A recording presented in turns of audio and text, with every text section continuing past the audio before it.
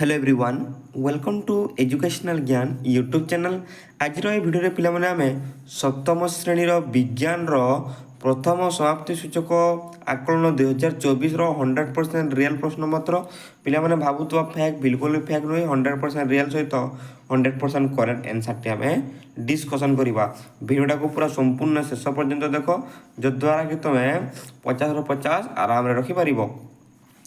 प्रश्न कही भूत्वकर क्यों धातु अधिक परिमाण रे अच्छी सोडियम आलुमिनियम सिलिकॉन न लुहा आंसर हम तुम आलुमिनियम भूत्वक रे अधिक परिमाण रे अच्छी। नेक्स्ट देख तृतीय द्रवणर वर्ण डैश अटे लाल धला सबुज ना नील आंसर हम तुम धला रंग तुम तृतीय द्रवणर वर्ण अटे।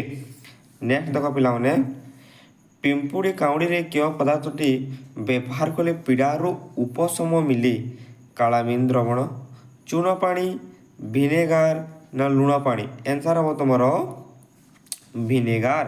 आगु बढ़िया पूर्व गोटे लाइक एवं चैनल को सब्सक्राइब करके बेल बटन रे ऑल प्रेस कर दियो। नेक्स्ट देखिबा चलो प्रश्न कौन अच्छी तुम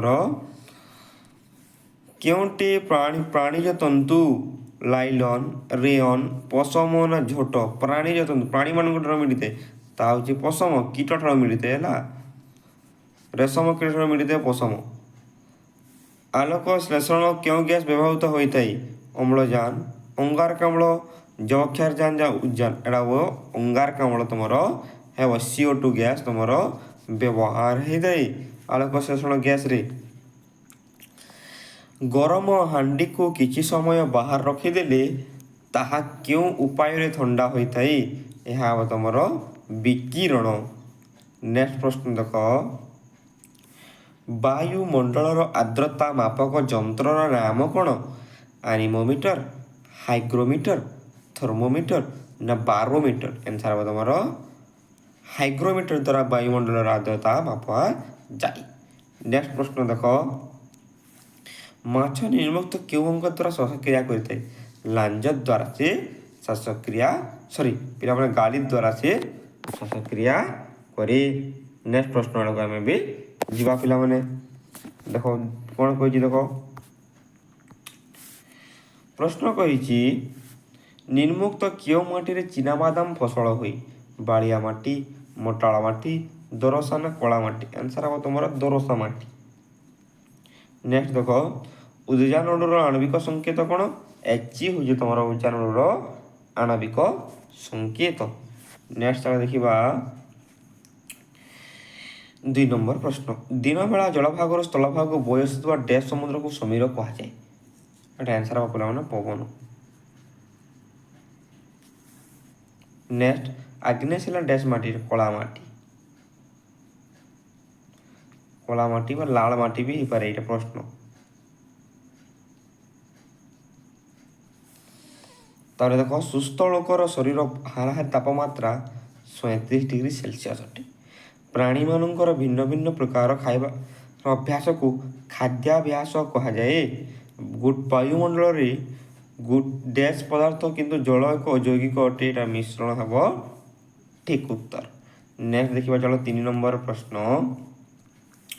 मोहम तरलिबा गोटे भौतिक परिवर्तन मोहम जलिबा जलिबा हूँ गोटे रासायनिक परिवर्तन अम्लजान हूँ गैसीय पारद हूँ तरल चूनपतर CO3 ग्लुकोज के C6 भल भाव लिखी दूसरी मु C6H12O6 दही लैक्टिक अम्ल लेंबू रस साइट्रिक अम्ल पनीपरिया दोरसा माटी मका तुम कौन हम पिला मका तुम कला माटी।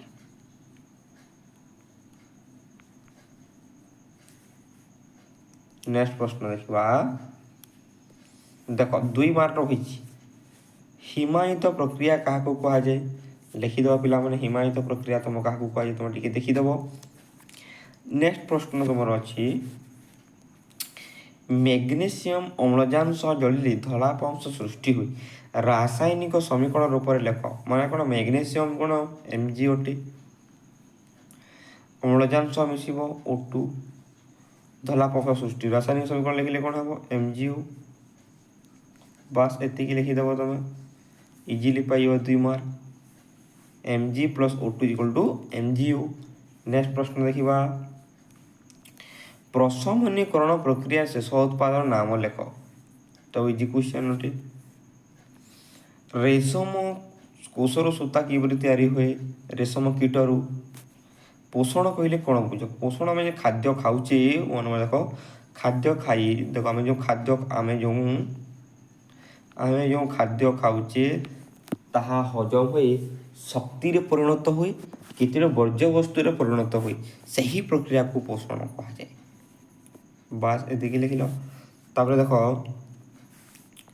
5 नंबर प्रतीक क्या कह लिख 2 मार्क पाइब। ऊर्ध्वपातन कौन समस्त जानी ऊर्ध्वपातन कौन। नेक्स्ट रासायनिक समीकरण बाम पार्श्व पर लिखा जाता पदार्थ नाम लेख। देख बाम पार्श्व पर तुम प्रतिकारक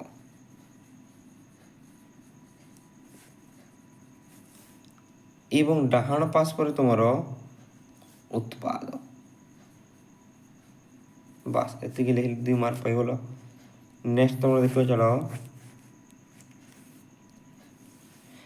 क्षारक सह मंदार द्रवण मिसिले क्यों वर्ण सृष्टि हुए लिख कौन क्षारक सह मंदार द्रवण मिसिले लाल वर्ण सृष्टि हुए। आम खाद्य क्यों उपादान गुड़िक रही पुष्टिसार स्नेहसार लिख देख पुष्टिसार स्नेहसार श्वेतसार जीवसार विटामिन जल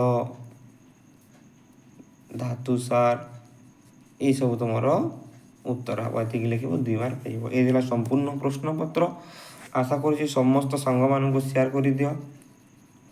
चैनल को सब्सक्राइब करके बेल बटन रे ऑल प्रेस कर दियो। ठीक अच्छे थैंक यू।